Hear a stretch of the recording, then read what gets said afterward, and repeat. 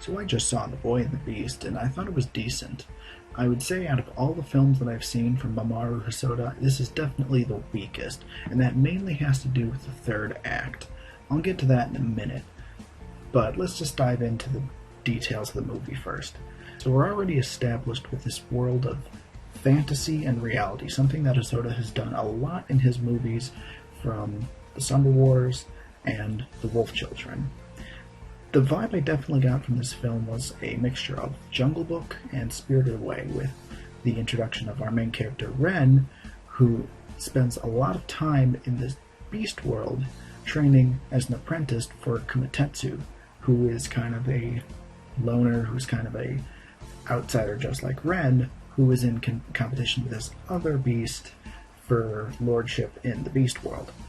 Now that alone is enough plot for the whole movie, but for some reason, and especially in the end of the second act and the beginning of the third, I'm not going to spoil anything for anybody here, but I'm just going to say that the conflicts between Ren's real-world parents, at least the dad who left him at the beginning of the film, conflict with his feelings in the beast world, which kind of blurs the line for me, because you spend so much time focusing on this world and these fantastic elements, only to bring him back to kind of create a pseudo-conflict when there was already conflict enough with Kumatetsu's journey to become stronger, thereby making Ren stronger. And it really just kind of slipped, a gear kind of slipped there, because you're kind of almost making two movies at the same time. And of course, the supportive girlfriend trope they kind of shoehorn in there doesn't help either. Now, what really gets me about the third act is the climax. And again, I'm not going to spoil anything, but it essentially what essentially is shown to be a Karate Kid-esque training, kind of whimsical fantasy movie. There's action in it, but there's no hard action. It's mostly between Kumatetsu and his opponent and this other candidate for the lordship.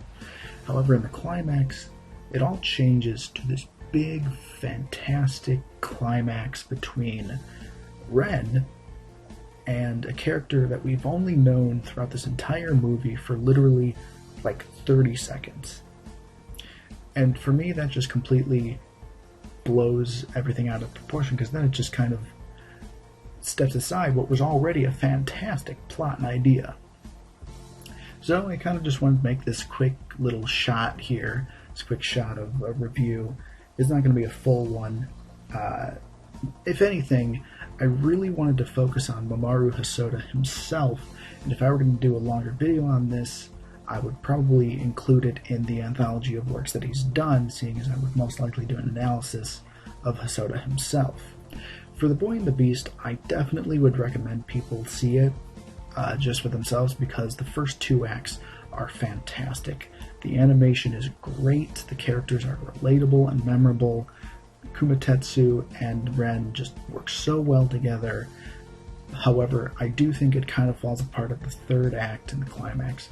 Thereby the resolution is not so great. So aside from those glaring flaws, I give this movie a solid pass. However, I do have to say, for me personally, it was the weakest of the four films that I've seen from Mamoru Hosoda. The first of which always being The Wolf Children. Wolf Children has still remained my number one pick for a Hosoda movie. But again, this is just a quick non-scripted review of The Boy and the Beast, kind of giving my impressions of it, what I liked, what I didn't like. I'll probably do more of these for theatrical releases and not really an in-depth review, but if I was going to do one, it would probably be on Hosoda's whole catalog, not including the Digimon movies. I'm talking about original feature films. That might come at a later time. But this is my impressions of The Boy and the Beast, and I'll see you next time.